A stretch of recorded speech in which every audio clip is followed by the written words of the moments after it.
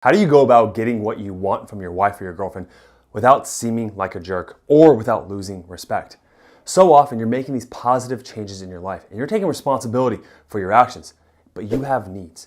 And it seems like no matter what you do to try to get your needs met or show her the things that she's doing to hurt you and not make your needs met, it just makes things worse. She feels pressured and she's not taking any responsibility.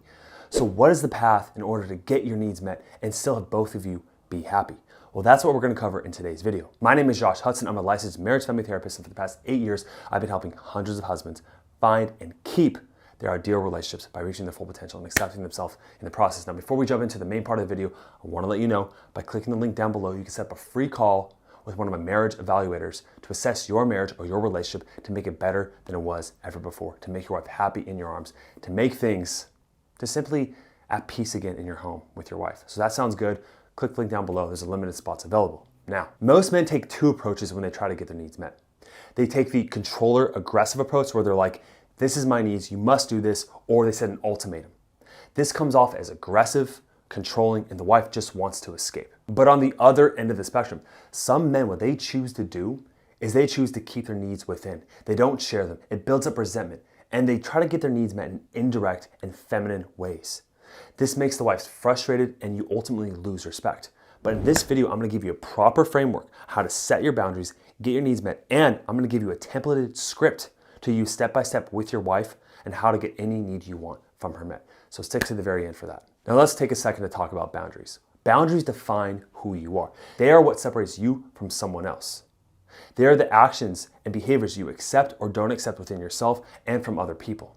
Examples of values may include different hobbies you have, different likes, interests like politics, religion, or personal boundaries with values that you may have. Now, one of the hardest questions to answer in your life is, who are you?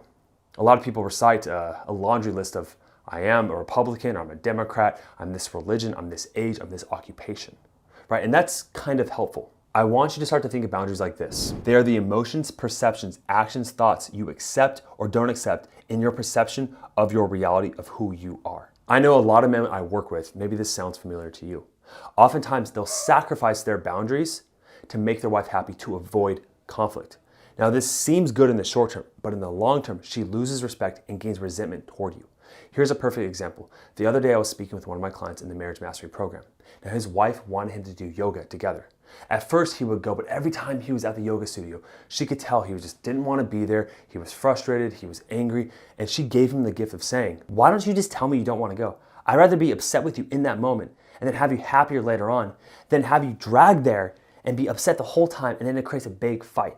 But so many men tend to do this. They say to themselves, if I give her what she wants, it'll make her happy, even if I'm resentful and angry down the road. But ultimately, all that does is it creates more disconnect between the two of you because you didn't stand up for what you actually wanted. One of the first exercises I have men do in the program when they come in is write out a list of their boundaries based on these qualities. I say their boundaries financially for their career, boundaries for their time, boundaries for their relationships, boundaries for their fitness and health, and boundaries for their finances. Once you know all these clear boundaries and what you want, you can know better about who you are. And self-esteem and confidence is knowing who you are and acting consistently through that day by day. I want you to think of some of the people you respect and admire the most. They have a very strong sense of self and they know what their boundaries are and they're not afraid of expressing that even if it causes conflict. Signs you have weak boundaries in your life is when you show compulsive behavior or addictions. You're escaping into pornography, you're overworking, you have anxiety, you get overwhelmed, and overall, you're very stressed out, you lose sleep. These are all signs that you're not living congruently with who you should be. You're altering who you are to get something that you want from someone else. And that is a clear identifier that you lack internal self-worth. There are 4 stages to set your boundaries properly. You must define, communicate, adhere, and then set consequences for those boundaries. Now let me show you a beautiful metaphor that will make perfect sense on paper for you. Okay, so before we go into the 5-step framework on how to have that conversation with your wife, we're going to go into the barrier theory.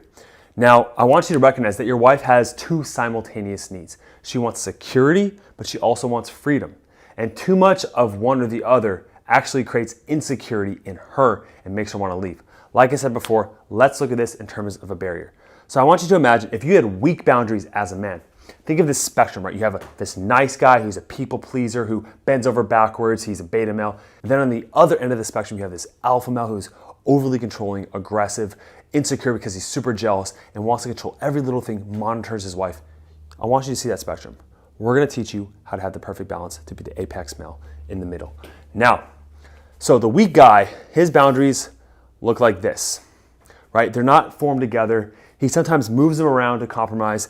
And I want you to imagine your wife's energy and the feminine state is flowing, right? It moves around. It changes her mind every second about something, right? It is on the whims of her emotions and it's free flowing. That's the feminine energy in your wife or girlfriend. With you and your masculine, you need this solid frame, these solid boundaries defining who you are. She wants a man that has his ship together, that is solid. Or imagine you have this house, all the house, you feel like a storm could come and you can go in the house and feel safe. One of her top needs is to feel safe. And having weak boundaries, she lacks safety with you, right? She loses respect. This is oftentimes compromising who you are, what you want, just to meet her needs. Now we're gonna go over an example with the 5 steps with my client, but let's just show you this. Overly controlling and aggressive is having these barriers completely closed off. You can't do this, you can't go here, you can't talk to this person, wear this, do that. It's too much. She feels trapped and she also wants to leave. The perfect balance is this. You have your strong boundaries, but you allow freedom for her to grow. A perfect example, the other day I was talking to a client and him and his wife went to a concert. Now his wife would like to go off and talk to random people and leave him alone at times. Now, if he was controlling, he would say, why are you going away? Stay with me the whole time. You can't do that. Right? If he had no boundaries, he would also express like, no, it's okay. You can go whenever you want. So what was the medium ground here? What was the assertive apex male, the masculine? He said, hey, you can go do whatever you want. You can go off on your own in the concert, but I want to let you know that I want to be with you. So I'd like you to kind of stay around as much as possible. He expressed his needs and he also had a balance between what he wanted without being controlling. Now let's go over these 5 steps. Now the client I'm going to refer to with this process that I taught him, him and his wife were not having sex for a very long time, right? He was in a sexless marriage and he did not want to be in a sexless marriage. That was the first thing he defined is, as a boundary, I want to have sex with my wife at least once every 2 weeks, minimum. That's a boundary he had in order to stay in the marriage. And for him, that was very self-affirming to admit that out loud. So having this conversation with his wife, he didn't start there. Where he started was he primed her heart.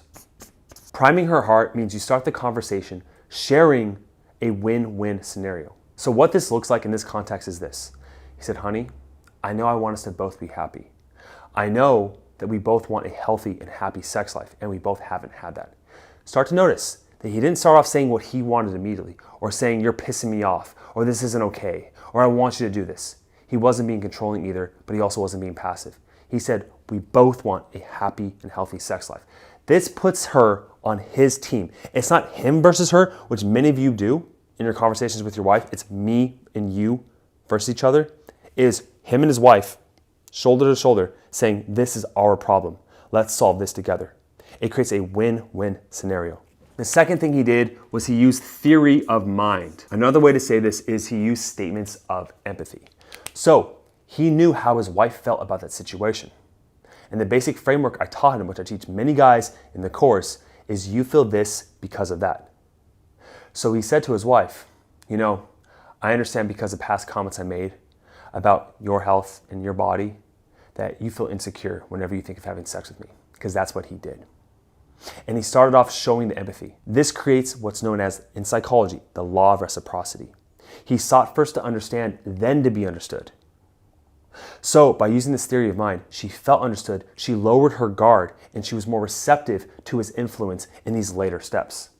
So that was step number 2. Step number 3 is the vulnerable reveal. Now that you've understood her, it's time to say how you feel. It's really important when you say how you feel about the situation, you do not use the word you. You use the word I feel. So I asked him before he had this conversation with his wife, I said, how do you feel that you've been in a sexless marriage? He says, I feel discarded, I feel neglected, I don't feel appreciated.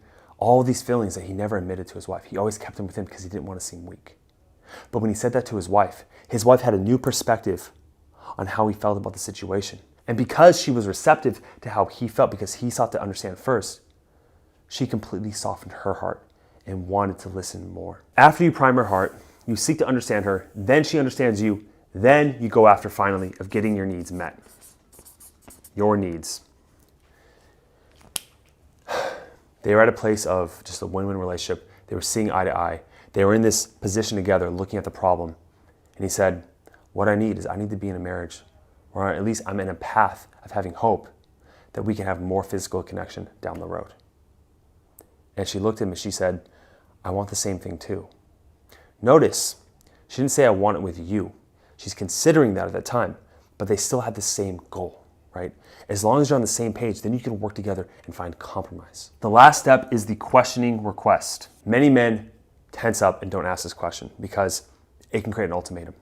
But the thing is if you use these 4 steps beforehand and then do the questioning request, you're much more likely, you stack the deck in your favor from getting your needs met. He said, are you able to work with me that we can finally eventually have this physical connection again? Because I know that we can have it and I want it. But is this something you're able to do? And his wife said, I'm willing to try. And that's all he needed to continue working on the marriage.